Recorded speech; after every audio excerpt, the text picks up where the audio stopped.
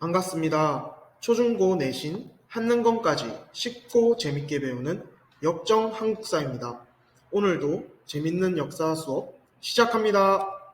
특강 어제 이어가지고 가도록 합시다. 신라의 발전. 자, 신라. 자, 우리가 신라 시대 할 때 그 신라 왕후의 변천 한 적 있었죠. 신라 왕후의 변천이 어떻게 된다고?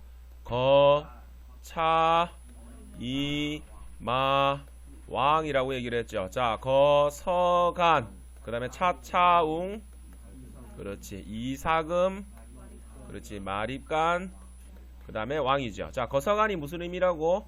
군장이라는 부족장이라는 의미고, 차차홍은 차차차 제사장이라는 의미다. 자, 그 다음에 이사금은 이빨 많은 사람, 연장자라는 의미를 가지고 있고, 그 다음에 마리가는 대군장이라 해서 이게 중요하다 그랬죠. 연맹왕국 단계를 나타내준다고. 자, 그래 대군장인데 마리간 칭호를 최초로 사용한 게 누구라고? 뇌물마리간이다. 뇌물마리간의 또 다른 업적은 마리간 칭호를 최초로 사용하고 김씨 세습을 확립시켰죠. 그 다음에 가야 외 연합 공격을 갖다가 누구의 헬품이 광개토대왕의 도움으로 격퇴하게 되고, 그 다음에 광개토대왕이 한 대 주 때리죠. 누구를 금강가에 한 대 주 때리고 밥 해먹고 밥그릇 까먹고 올라갔다. 그 밥그릇이 무슨 그릇? 호명 그릇. 그걸 통해서 알 수 있는 게 신라는 고구려의 간섭을 받았다. 이걸 알 수 있다 그랬죠. 자, 그 다음에 이제 왕이란 칭호를 최초로 사용한 게 누구냐? 지증왕이에요. 지증왕. 자, 그래서 지증왕의 업적은 처음이 두 가지, 우자가 두 가지. 이렇게 알면 돼요. 뭐라고? 처음이 두 가지, 우자가 두 가지. 자, 지증왕은 왕이란 칭호를 처음으로 사용했어요. 그 다음에 나라 이름을 갖다가 신라라는 나라 이름을 처음으로 사용한 거야. 그러면 지증왕 이전까지는 뭐라 불렸느냐? 사로국이라고 불리거나 또는 사라국이라고 불렸어. 그러다가 지증왕 때부터 나라 이름을 뭐라고 했다? 신라라고 하게 된 거예요. 알겠습니까? 그래서 지증왕 처음이 두 가지가 뭐라고? 왕이란 칭호를 처음 사용하고 신라라는 이름을 처음 사용한 것이 지증왕이다. 그 다음에 우자가 두 가지라 그랬죠. 자, 우산국을 정벌하죠. 우산국 정벌한 것이 지증왕이에요. 그 다음에 우경을 장려하죠. 자, 우산국이 지금의 어딜까? 울릉도를 얘기하죠. 자, 우산국을 누구? 이사부, 실직주 군주였던 이사부를 보내가지고 우산국을 정벌하게 되는데, 자, 우산국을 정벌하면서 우산국에 부속된 섬이 어떤 섬이에요? 독도죠. 독도가 언제 우리 영토로 편입된 거다? 지증왕 때 편입된 거다. 그래서 독도는 우리 땅이라 노래 보면 지증왕 13년 섬나라 우산국 뭐 이렇게 나오죠. 몰라요? 독도는 누구 땅? 우리 땅. 어쨌든. 자, 그 다음에 우경을 장려했다. 우경이 뭘까? 우리가 아는 우자 하나밖에 없죠. 소우자의 경자가 바깔경, 소로 농사 짓는 게 우경이에요. 그래서 지증왕 때 이런 거 처음이 두 가지, 우자가 두 가지다. 꼭 알아두세요. 자, 우상국 복속하고 우경을 장려했다. 자, 그 다음에 이제 등장하는 왕이 바로 법흥왕이에요. 이 법흥왕은 무지막지하게 중요한 왕이에요. 알겠습니까? 자, 그래서 법흥왕의 업적은 율령을 반포했네. 율령이 뭐라고 그랬지? 율령은 법이다. 무슨 법? 고소법이라고 얘기했죠. 자, 어떤 왕이에요? 고이왕, 소수림왕, 법흥왕. 이제 완성돼 버렸네. 맞죠? 그래서 고이, 소수림, 법흥왕. 그래서 이게 백제, 고구려, 신라순이지. 전성기 순서라고 생각해도 되지. 4세기, 5세기, 6세기 전성기 맞죠? 순서도 멸망 순서도 백제, 고구려 멸망이지. 순서도. 자, 율령을 반포했다. 그 율령이 적힌 비석이 울진 봉평에 가면 신라비가 있어요. 울진 봉평 신라비인데 그냥 한번 알아놔 놓으세요. 그냥 율령 내용이 적혀 있다. 그 다음에 공복을 제정했다. 공복이 배가 고픈 게 공복이 아니죠. 관직, 옷을 입힌 거지 공무원들한테. 그 다음에 불교를 공인했다. 이 불교에 대해서 한번 알아둬야 되는 게, 자, 다른 나라들 불교가 전파되는 과정을 한번 봅시다. 안 넘어가. 자, 우리나라가 요렇게 있고 중국이 있지. 자, 그 다음에 여기 없었으면 좋겠는 나라가 하나 있죠. 자, 그래서 여기 고구려 이렇게 있다 칩시다. 고구려, 백제, 신라 없었으면 좋겠던 나라. 왜? 이것도 없었으면 좋겠던 나라들이죠. 중국 사람, 일본 사람 없죠. 자, 어쨌는데 자, 여기가 동진이라는 나라가 있어요. 그 다음에 여기는 전진이라는 나라가 있었어요.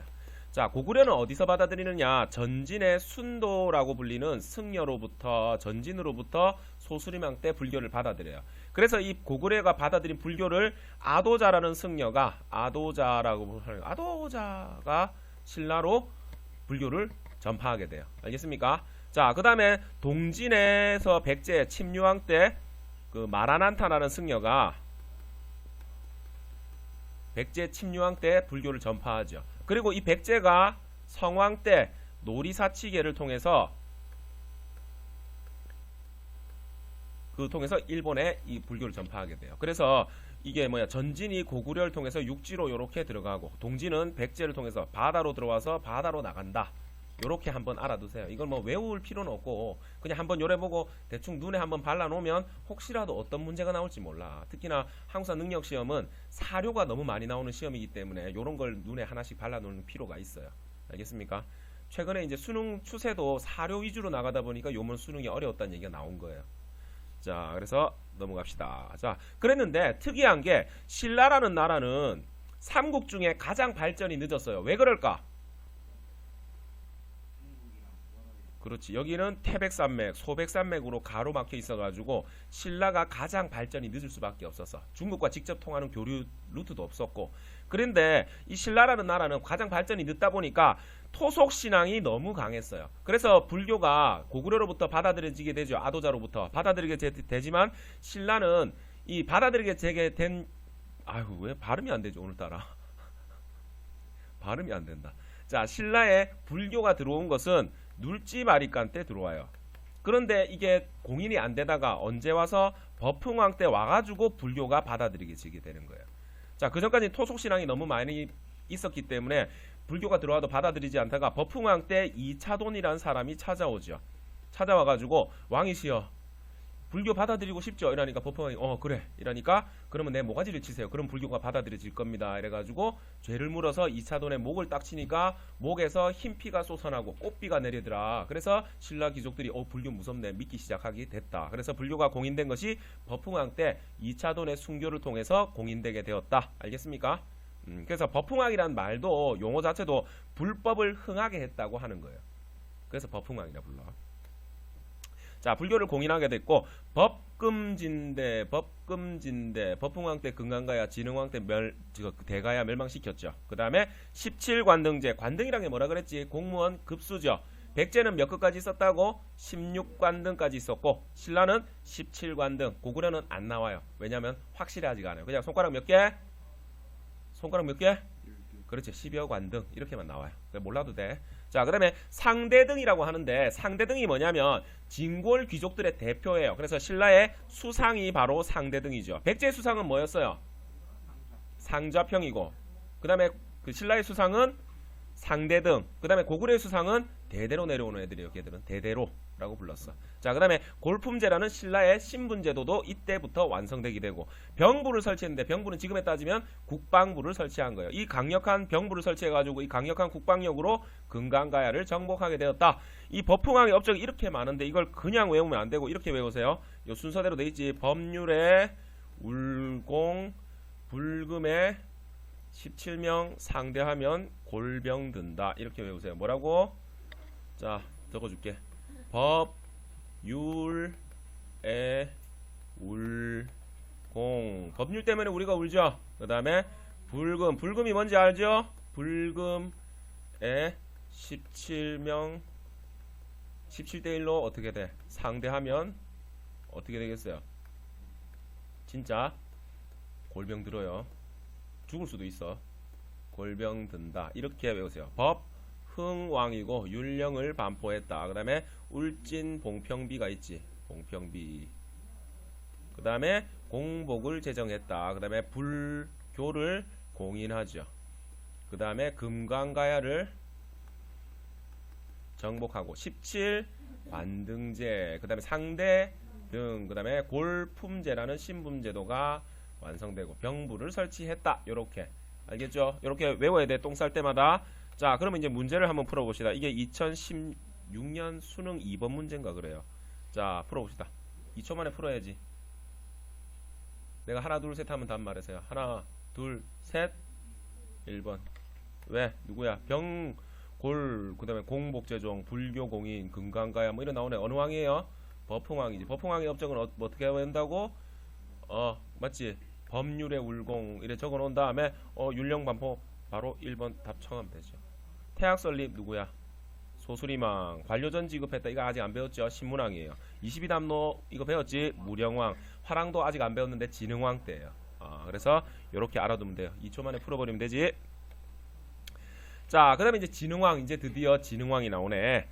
자, 진흥왕이 그 전에 했던 백제 성왕이 사위로 천도하고 남부여로 국호를 고치면서 22부 5부 5방 이런 걸 만들고, 그래서 백제를 다시 중흥시키려는 노력을 했죠. 그래서 한강 유역을 되찾았다가 뒤통수 맞았죠. 그 뒤통수 때린 왕이 어떤 왕? 진흥왕이다.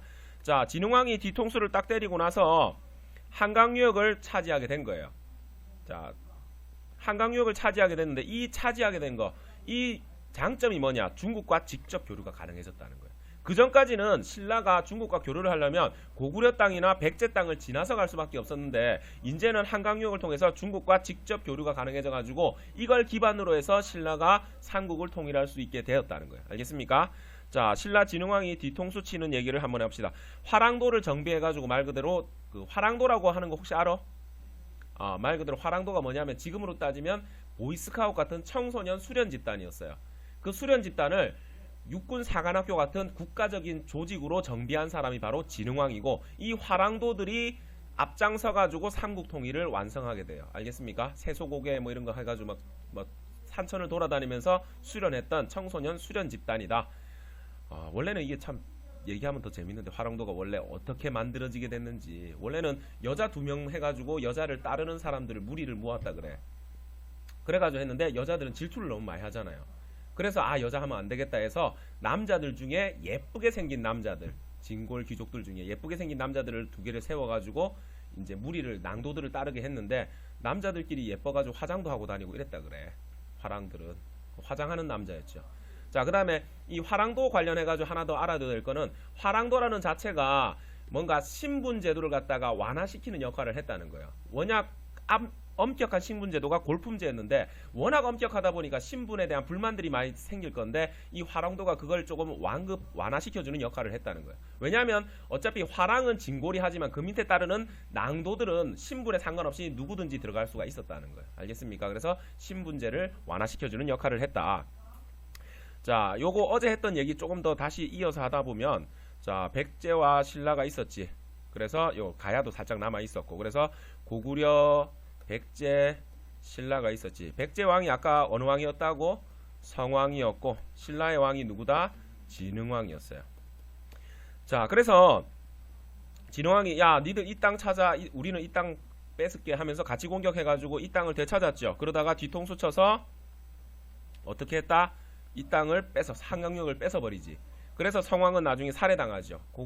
백제와 신라는 원수관계가 되고, 이 진흥왕이 처음에 이 땅을 넘었을 때 여기다 세운 비석이 바로 단양 적성비를 세우게 돼요.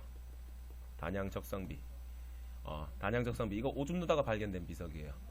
특이하게 발견된 비석 많죠. 이 지역에, 단양 지역에 적성이라는 성이 있는데, 여기를 발굴하는 과정에, 그때 겨울이었다 그러는데, 겨울에 남자들이서 이제 야, 누가 오줌 멀리 나가나 내기를 하다가 한 놈이 정말 멀리 쌌는가 봐요. 쌌는데 그게 눈이 녹으면서 흙이 씻기면서 뭔가 비석이 발견됐는데, 그게 단양 적성비라고 얘기를 하더라고. 어이없죠. 빨래판에 의해서 단양 적성비가 발견되고, 어쨌든 신라 진흥왕이 이제 한강유역 뺏고 나가지고 이 땅 다 내 거다 하면서 여기다가 직접 가서 세운 비석, 그게 바로 왕이 직접 갔다 해서 순수비라고 불리는 비석이에요. 그래서 진흥왕이 한강유역을 차지하고 나서 이 땅 이제 내 거다 하면서 직접 가가지고, 한강유역은 북한산이라는 산에 올라가면 한강유역 전체가 다 보여요. 그래서 북한산에다가 비석을 세우니 이게 바로 순수비 중에 순수비 중에 북한산비예요.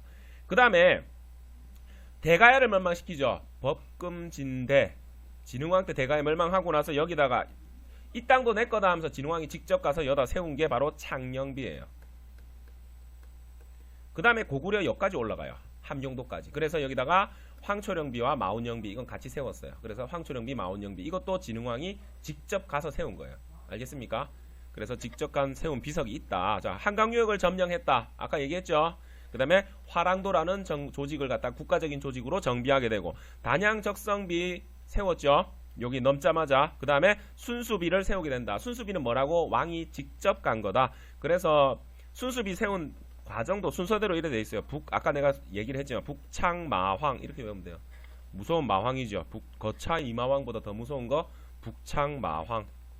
그래서 순수비를 세웠다. 알겠습니까? 요것도 한번 나온 적이 있는데 이 북한산비를 발견한 사람이 누구냐? 내랑 이름이 똑같은 사람이에요. 근데 성이 다르지. 추사 김정희. 이 사람이 금석학 말 그대로 탁본 뜨는 대가였는데 북한산비가 진흥왕 순수비란 걸 최초로 발견하게 된 사람이에요. 그래서 추사 김정희가 북한산비를 처음으로 알게 되었다. 그 다음에 대가야 정복을 하게 된 것이 진흥왕의 업적이고, 자, 진흥왕의 업적은 이렇게 외우는 게 가장 나아요. 그래서 진흥이가 한강 화단에서 뭘 먹는다? 순대를 먹는다. 이렇게 해서 연결해서 외우십시오. 알겠습니까? 뭐라고? 진흥이가 한강 화단에서 순대를 먹는다. 그 다음에 무서운 마왕, 북창마왕. 이것도 알아두면 좋고. 자, 이제 신라가 삼국 통일하기 전에 고구려가 대외 항쟁을 하게 돼요. 자, 제일 먼저 수나라와의 전쟁. 자, 여기 고구려가 있었고 백제 신라가 있었는데, 자, 이 고구려 당시 중국은 원래 위진 남북조 시대라 해가지고 엄청 혼란스러운 시대였는데, 이 위진 남북조 시대를 통일하는 왕조가 등장하니 그게 바로 수나라예요. 이제 중국이 통일되니까 와, 이거 큰일 나겠는데 하면서 고구려가 먼저 이 서안평 지역을 선제 공격을 하게 돼요. 그것 때문에 쳐들어왔게 되는데 이것도 막아내는데, 자, 수화의 전쟁 최초로 고구려가 먼저 선제 공격을 하게 되고 이것 때문에 수문제가 쳐들어오게 돼요. 이건 격퇴했는데, 문제는 수문제의 아들이었던 수양제가 완전 또라이죠. 대규모 원정을 하게 되죠. 무려 130만 대군을 이끌고 고구려 원정을 오게 되는 거예요. 자, 고구려 원정을 오게 되는데 130만이면 어마어마한 숫자죠. 지금 부산의 인구가 360만 정도고 당시 고구려 전체 인구가 한 400만 정도였다는데 130만 명이 왔다면 정말 대단한 숫자가 온 거야. 전 세계적으로 이렇게 큰 전쟁이 잘 없었다 그래요. 어쨌든 130만 대군이 지금 여기에 있는 요동성을 들이쳤어요. 들이쳤는데 요동성은 난공불락의 성이래 가지고 함락되지가 않는 거예요. 그래서 안 되겠다 해서 130만 중에 정말 날쌔고 힘 좋은 애들 30만 명만 추려라 해가지고 30만 별동대를 구성하게 돼요. 이 별동대를 이끌고 고구려 평양성을 향해 진격하죠. 평양성을 함락시켜가지고 왕만 사로잡으면 전쟁은 끝날 거라고 생각을 한 거예요. 그런데 이걸 막아선 장군이 누구냐? 우리의 을지문덕 장군이 막아서게 되죠. 을지문덕이 이 군대와 싸워서 어떻게 해요? 져요. 져가지고 또 밀려오죠. 또 져요. 또 밀려요. 또 져요. 밀려요. 어디까지? 평양성까지 밀려요.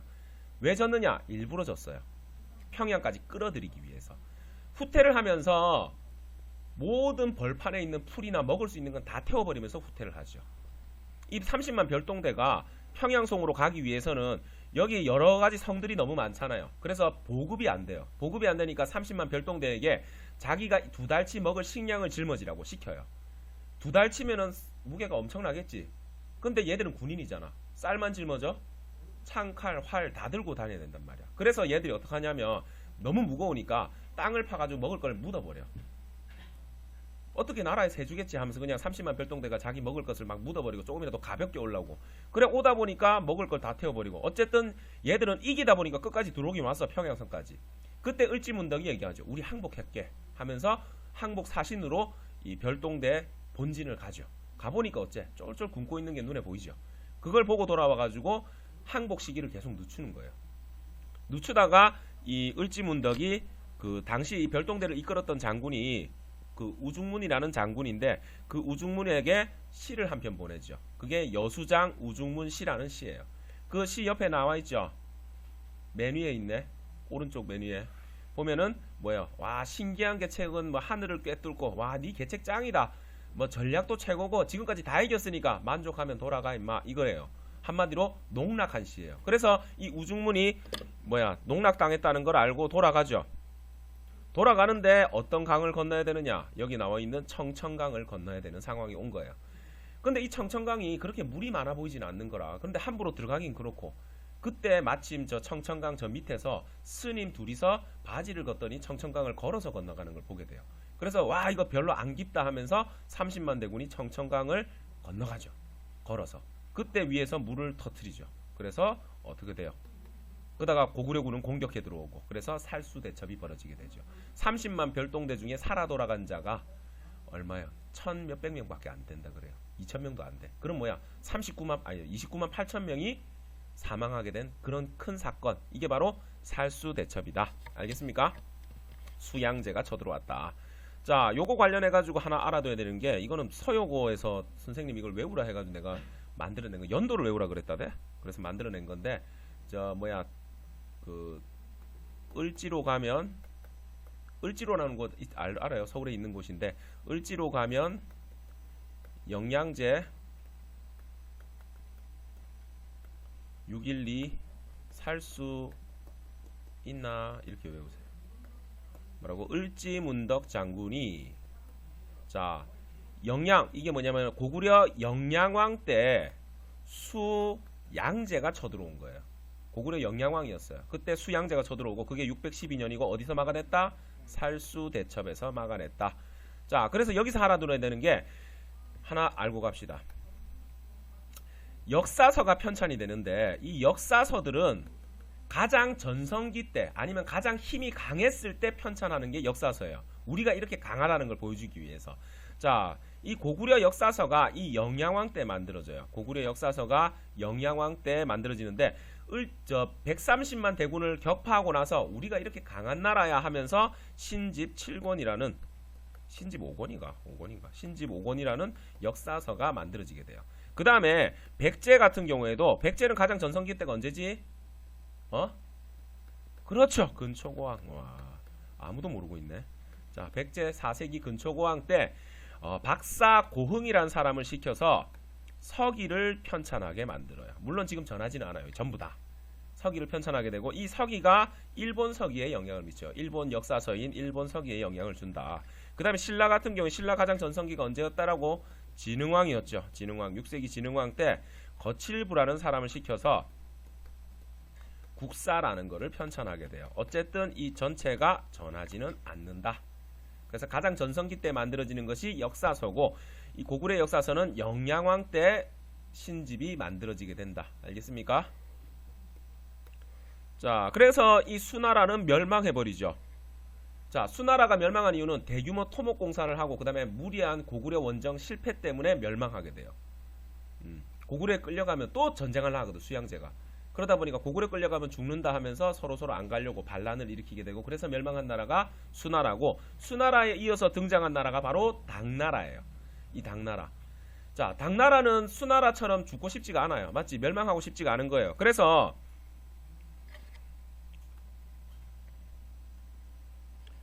자, 수나라가 멸망하고 어느 나라가 들어섰다고? 당나라가 들어서죠. 자, 고구려와 당나라의 관계는 처음에는 어땠을까? 좋았을까? 나빴을까?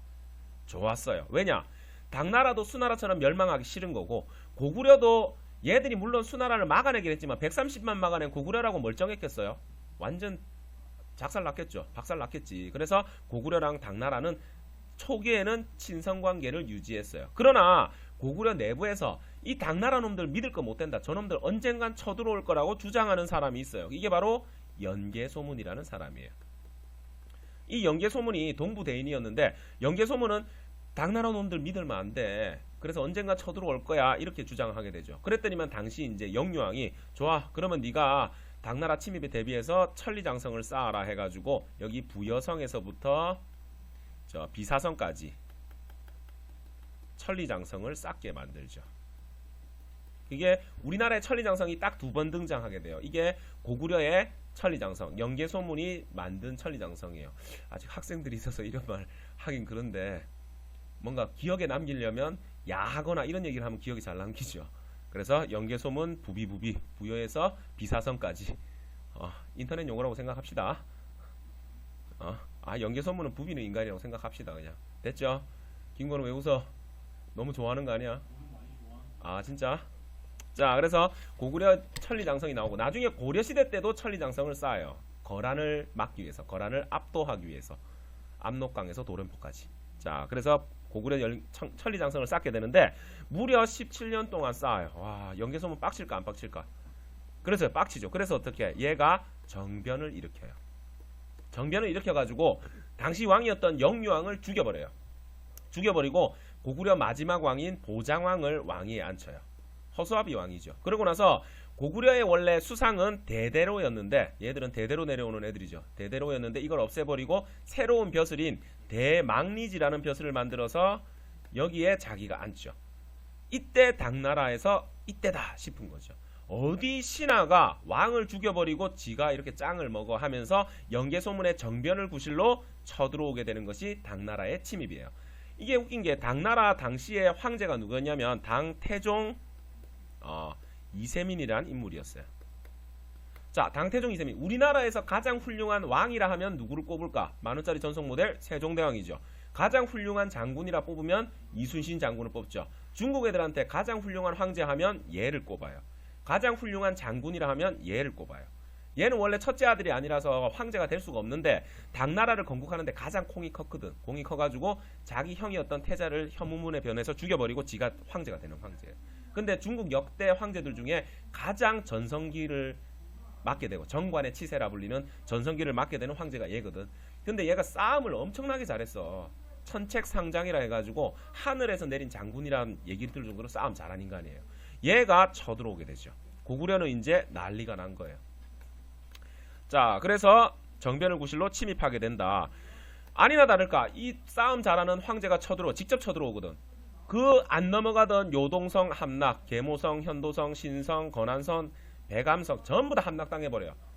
고구려 1차 방어선이 다 무너져버려요. 싸움 잘하는 놈이 오니까. 그러다가 안시성에서 딱 막혀버리죠.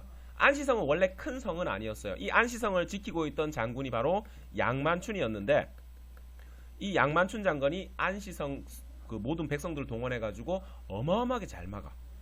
아무리 쳐들어와도 들이쳐도 이게 함락이 안 되는 거예요. 그래서 중국 애들은 쪽수가 많죠. 그래서 안시성 성문 바로 앞에다가 커다란 산을 쌓아요. 산을 쌓아가지고 산 위에서 높은 곳에서 공격하면 편하니까. 근데 산이 이게 무너져 버려. 비가 와가지고 무너지니까 여기 이 산을 갖다가 양만춘이가 먼저 점령을 해버렸어요. 그래서 이거 더 높은 곳에서 우리가 공격할 수 있게 된 거라. 그러다가 양만춘이가 어느 순간 저쪽 보니까 당태종 이세민이 보여가지고 활을 통해가지고 쏴버리죠. 활을 쏘니까 그 화살이 당태종 이세민의 눈에 박혔다 그래요. 그래서 당태종 이세민이 어째 후퇴를 하게 돼요. 후퇴를 하는데 고구려가 잘가 빠이빠이 이래줬을까? 아니죠. 공격하죠. 공격해가지고 여기 보면 임유관이라는 관문이 있는데 태종에 의해서 다음 황제가 되는 고종이 군대를 이끌고 여기까지 와서 자기 아버지를 구원해 갈 정도까지 당태종 이세민이 탈탈 털리고 돌아가요. 그러고 나서 돌아가서 나중에 이제 이게 눈이 덧나가지고 죽게 되면서 유언을 남기죠. 그 유언의 내용은 고구려를 정벌하지 마라 이거였어요. 이러다 나라 망한다 이러면서. 알겠습니까? 이렇게 대단한 인물을 우리나라에서 탈탈 털어줬다. 어쨌든 양만춘의 안시성 전투에서 이기게 된다. 알겠습니까?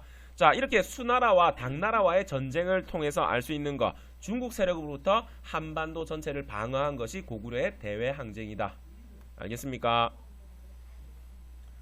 자, 너무 조용한데 대답도 안 하고. 자, 이제 백제와 고구려의 멸망 과정. 자, 6세기에서 7세기 말에 7세기 초반에 동아시아 정세가 어떻게 돌아가느냐. 자, 요거 관련해 가지고는 얘기를 한번 풀어보고 갑시다. 자, 김춘추란 인물 알아요? 김춘추란 인물은 진골이에요. 원래는 자기 할아버지가 진지왕이라는 왕이었어요. 근데 너무 진지하게 하다가 쫓겨나요. 그래서 얘는 하여튼 진골이 됐는데 힘없는 진골이죠. 그다음 김춘추가 있는데 김춘추를 도와준 사람이 바로 김유신 장군이죠. 자, 도와주게 된 계기가 되는 사건이 있었으니, 자, 김유신한테는 여동생이 둘이 있었어요. 보희와 문희라고 하는. 이거는 옛날 얘기니까 그냥 필기나 이런 거 필요가 없어요. 자, 보희와 문희라는 이런 여동생이 있었는데, 이 보희가 하루는 꿈을 꿨어요. 꿈을 꿨는데 경주의 남산 꼭대기 올라가서 오줌 싸는 꿈을 꾼 거라. 그래서 오줌을 싸고 나니까 경주 시내가 오줌에 잠기는 그런 꿈을 꾼 거예요. 그래서 문희한테 와가지고, 야, 여동생한테, 야, 내가 어제 꿈을 꿨는데, 와, 남산에서 오줌 싸니까 경주 시내가 내 오줌에 잠기더라. 이런 거예요. 오줌빨 장난아 이란 얘기죠. 그래서 문희가 딱 그걸 듣더니만, 언니야, 그 꿈 내한테 팔아라 하면서 비단 한 피를 주고 이 꿈을 사요. 이게 왕비가 되는 꿈이었는 거야. 자, 그래서 김춘추가, 김유신도 역시 이거는 망한 나라, 가야, 금강가의 왕족이거든요. 그래서 얘도 진골인데 둘 다 힘없는 진골이었어요. 그런데 김유신은 김춘추랑 친하게 지내고 싶은 거라. 그래서 김춘추를 자기 집으로 초대를 해요. 초대해서 축구를 해요. 축구를 하다가 김유신이 의도적으로 김춘추의 옷을 찢어요. 그 옷을 찢어가지고, 아이고 옷이 찢어졌네. 아 마침 잘 됐다. 내 여동생이 있으니까 옷을 꼬매달라고 하자 하면서 여동생에게 보내죠. 그러고 나서 어느 정도 시간이 지난 다음에 당시 왕이 누구였냐면 선덕여왕이었어요. 선덕여왕이 신라 시내를 이렇게 그 산책을 하다가 저쪽 어딘가에서 연기가 올라오는 걸 발견하게 돼요. 자, 신라 시대는 골품제라는 그 신분제도가 있었죠. 이거는 얼마나 엄격한지 옷 입는 모양만 봐도 이 옷을 보더라도 아, 저 사람은 진골이구나. 이 사람은 오두품이네. 이것까지 판단할 수 있었어요. 집의 크기만 봐도 아, 이건 진골의 집, 이거는 육두품의 집, 이걸 판단할 수 있었고 수레의 크기로도 판단할 수 있을 정도로 엄격한 신분제. 옷 입는 거에 있어서 수레, 집까지 다 통제를 하는 게 골품제였는데 선덕여왕이 딱 보니까 저건 진골 김유신 장군 집이네. 이걸 알게 된 거예요. 그래서 부하를 보내가지고 무슨 일이냐 알아보게 하죠. 알아보게 하니까 김유신이 얘기를 하기를 이 여동생이 아비가 누군지를 모르는 아이를 임신을 했다. 그래서 이건 집안 망신해서 얘를 태워 죽이려고 하고 있다. 이래 한 거예요. 그래서 선덕여왕도 자기도 여자잖아. 그래서 이 아빠가 누구냐 물어보니까 김춘추가 고개를 돌리죠. 아빠가 누구란 얘기예요? 김춘추죠. 그래서 김춘추와 문희가 결혼을 하게 돼요. 그래서 여기서 태어난 것이 문무왕도 태어나고 하는데 막내딸이 고타소라는 딸이 태어나요. 자, 막내딸 얼마나 눈에 넣어도 안 아프겠어요? 안 그래? 눈에 넣으면 아프긴 하겠지. 내 삶에 그것도 원래 그 조카들인데, 자, 이 고타소가 누구한테 시집가냐면 신라 여기 지금 경남 합천 지역에 대야성이라는 성이 있었는데 대야성의 그 성주였던 김품석이라는 사람한테 시집을 가요. 이게 이렇게 시집을 갔단 말이야. 그런데 당시에 백제의 왕은 누구였냐? 그렇지, 의자왕이었어요. 의자왕이 우리가 알고 있는 삼천궁녀 의자왕 이게 아니라 의자왕의 원래 의미는 의롭고 자애로운 왕이란 얘기예요. 초반에는 너무 똑똑하고 잘했어. 나중에 왕권을 강화하려다가 이제 사치와 향락으로 접어들긴 하지만 이 의자왕이 똑똑하다 보니까 이 대야성을 공격하게 되고 이 김품석은 대야성 문을 열어줘요. 어쨌든 대야성을 의자왕이 함락하게 돼요. 그래서 김품석을 살려줄 줄 알았는데 죽여버리지. 왜? 성왕의 원수가 누구야? 신라잖아. 그래서 김품석을 죽여버리면서 같이 죽여버리죠. 눈에 넣어도 안 아플 막내딸이 죽은 김춘추는 뭐라고 생각했을까? 이런 백제 멸망시키고야 말겠다. 이렇게 이를 갈게 되는 거예요. 자, 그런데 신라의 힘만으로 백제를 멸망시키기는 힘드니까 제일 먼저 김춘추가 간 곳은 어디냐? 고구려를 찾아가요. 찾아가니까 군대를 빌려주십시오. 백제를 멸망시키겠습니다 하면서 군대를 빌려주려고 하니까 고구려에서는 절해라죠. 질쳐드셈 저리 꺼져 이래버리지. 왜? 고구려와 백제는 이미 동맹관계였던 거예요. 알겠습니까? 그래서 이제 갈 곳이 없어가지고 외를 찾아가죠. 일본 찾아가서 군대를 빌려주세요. 백제를 멸망시키겠습니다. 이러니까 빠가야로 저리 꺼지셈 이러죠. 왜? 백제와 외는 원래 친해요. 그러면 이제 신라가 갈 곳은 어디밖에 없지? 한강 유역을 장악해서 갈 수 있는 곳 어디? 중국. 그래서 중국과 동맹을 맺게 돼요. 이게 바로 나당 동맹이죠. 물론 고구려는 당나라를 견제하기 위해서 돌궐 애들과 동맹을 맺게 되는 거예요. 이게 바로 십자형 외교라고 얘기를 하는 거예요. 자, 여기 나와 있죠. 십자형 외교. 그래서 고구려와 백제, 당과 신라라는 십자형 외교가 만들어지게 된다. 오줌 싸는 얘기를 한 이유가 이것 때문이에요. 알겠죠? 고구려 백제 고구려 외 다 갔는데 다 질쳐드셈 당했어요. 자, 그래서 나당 동맹을 맺게 되었다. 자, 그 다음에 이제 제일 먼저 멸망하는 나라가 전성기를 제일 먼저 맞았던 어디? 백제가 멸망하게 되죠. 나당 연합군이 공격하게 되는데, 자, 나당 연합군이 들어가게 되죠. 특히 자, 신라의 5만 대군이 김유신이 이끄는 5만 대군이 쳐들어가죠. 이때 백제에서 마지막 장군, 항전한 장군이 누구? 계백이죠. 그래서 자기 부인과 처자식을 다 죽여버리고 5천 결사대를 이끌고 황산벌, 지금의 충남 논산 지역으로 나아가게 되죠. 그래서 5만 대군이 5천과 싸우니까 당연히 누가 이길 수밖에 없어? 5만이 이길 수밖에 없죠. 그런데 이 5만이 아무리 들이쳐도 5천 결사대가 넘어가지를 않는 거야. 와, 이거 안 되겠네. 그런 상황에서 갑자기 제가 가겠습니다 하면서 나오는 사람이 있죠. 이게 바로 화랑 관창이에요. 관창이 당시 나이가 한 14살에서 5살 정도 되는 나이였다 그러는데, 관창이 투구와 칼을 주십시오. 내가 가겠습니다 하면서 투구와 칼을 쓰고 나가지. 어이 계백 나와 이러니까 계백이 나오죠. 그래서 칼싸움 하다가 사로잡혀요. 그래서 투구를 벗겨보니까 이런 중학생 가! 하면서 돌려보내줘요. 살려서. 너무 어리단 말이야. 그러니까 이 화랑도에는 임전무태라 해서 전쟁에 나서서는 절대 후퇴하지 않는다. 이런 조항이 있어요. 세소고개 중에. 그래서 투구와 칼을 주십시오 하면서 또 나가요. 또 나가서 개백 나와 하면서 또 싸우다가 또 잡혀요. 그 투구를 벗겨보니까 아까 그놈이네. 가이씨 하면서 또 돌려보내줘요. 그러니까 투구와 칼을 주십시오. 또 나가요. 또 나가서 또 싸우다 또 잡혀. 벗겨보니까 또 왔네 이놈 이러면서 어째? 니 가면 또 올 거지. 네 그럼 죽어라 하면서 모가지를 잘라서 말 한 장에 실어서 보내요.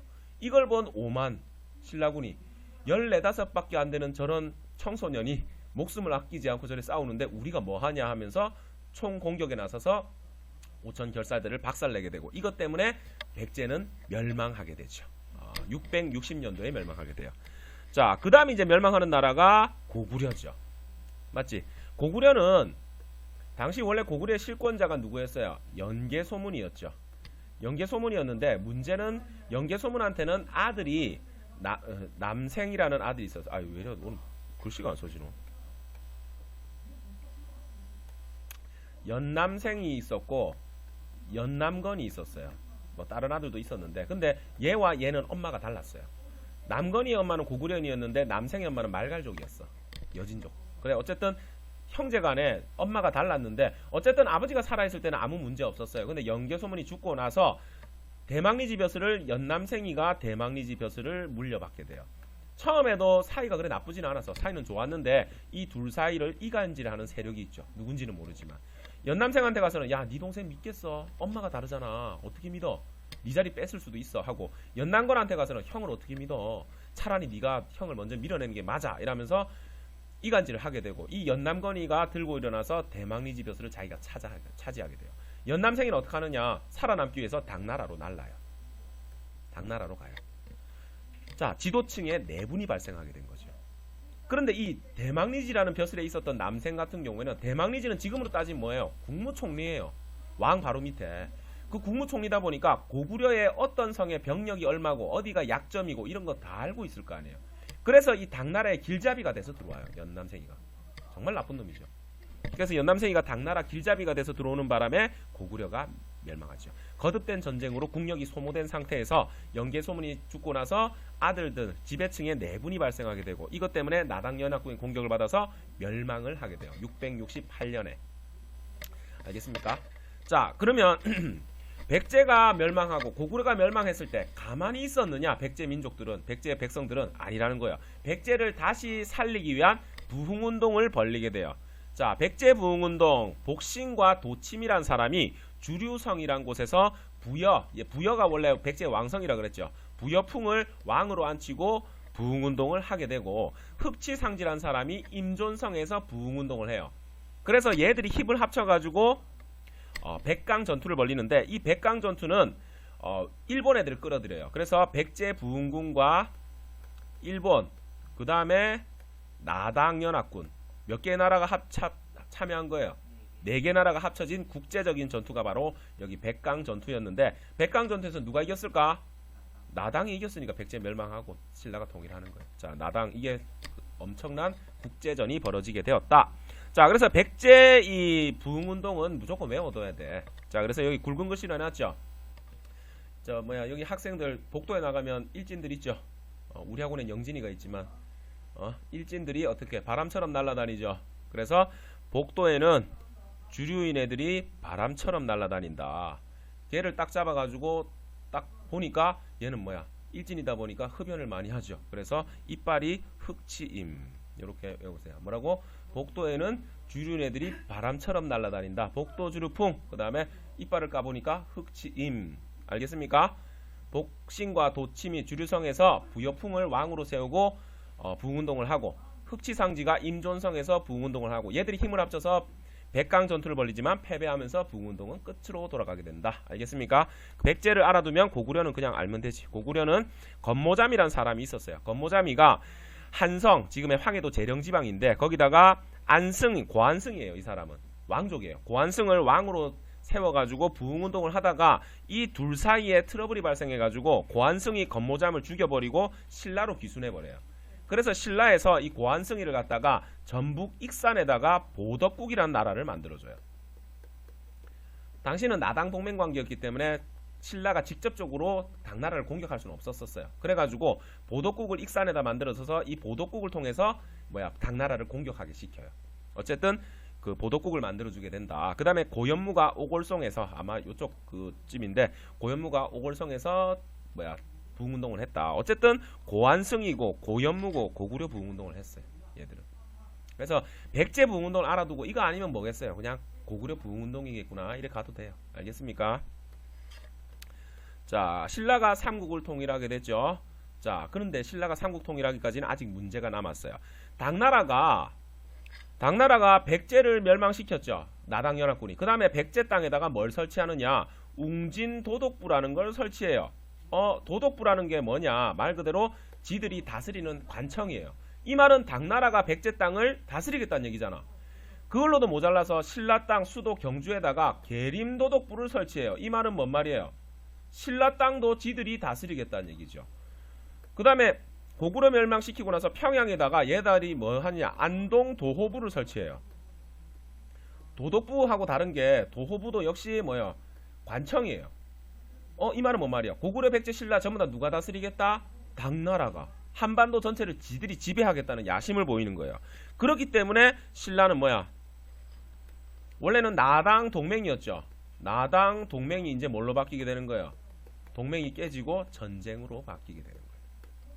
맞지? 신라 전체, 한반도 전체를 당나라가 지배하려는 야심을 보이니까 이제는 나당 전쟁이 벌어지게 되고, 나당 전쟁은 두 개만 알면 돼.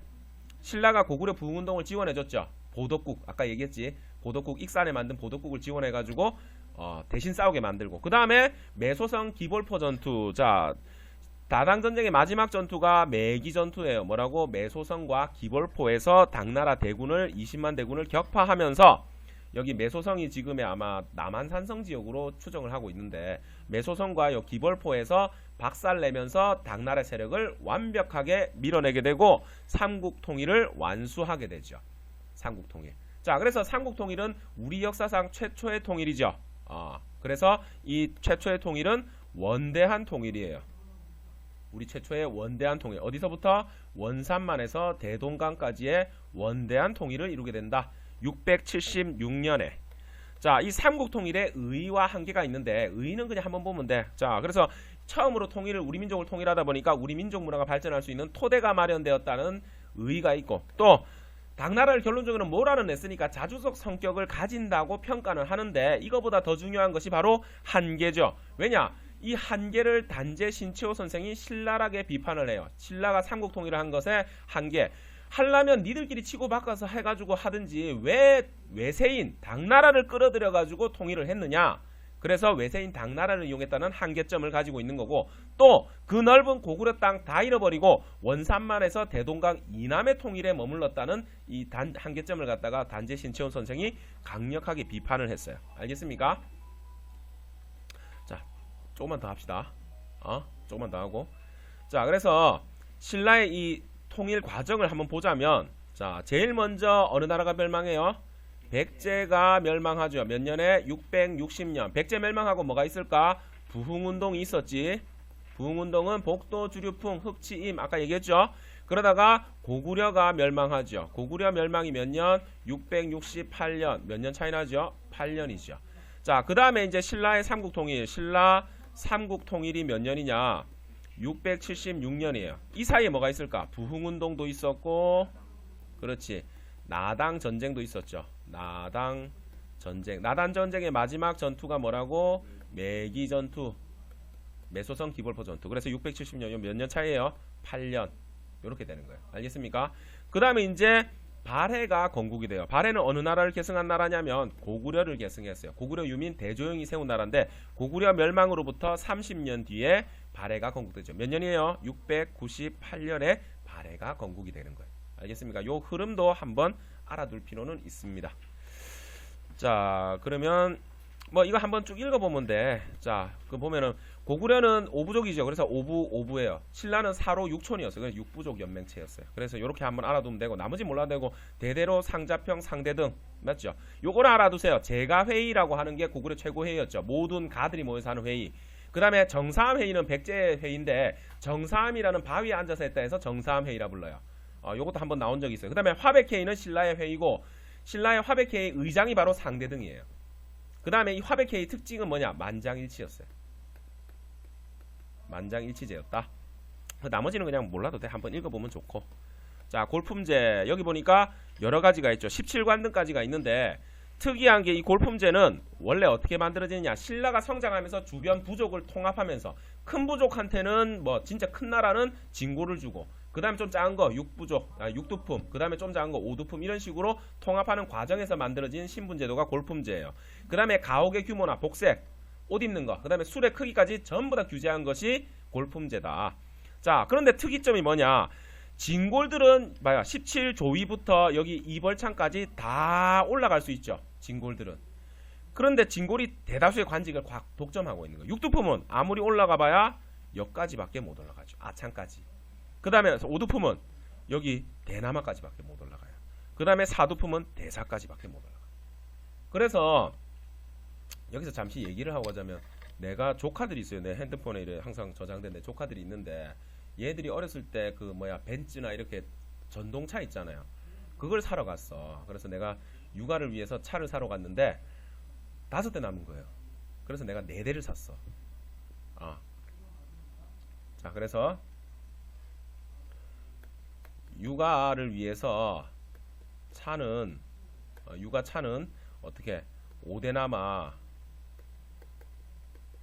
4대 샀어요. 자, 육두품이 어디까지 갈 수 있어요? 아찬까지. 육두품, 아찬. 맞지? 여기까지 갈 수 있고. 그 다음에 오두품은 어디까지? 대남아까지 갈 수 있죠. 5대남아. 그 다음에 사두품은 대사까지 갈 수 있다. 이걸 왜 하냐면 대남아, 아찬, 대사 이런 게 얘들이 신라의 그 관직들이거든. 근데 이게 실제로 아무 그거 없이 사료로 그냥 아찬이 어쩌고 대남아가 어쩌고 이것만 나온 거예요.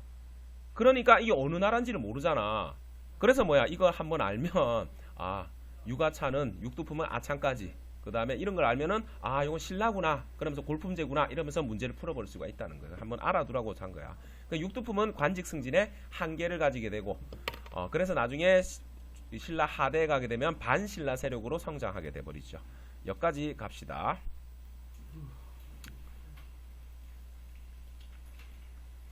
영상이 도움이 되셨다면 구독과 좋아요, 댓글까지 남겨주시면 감사하겠습니다.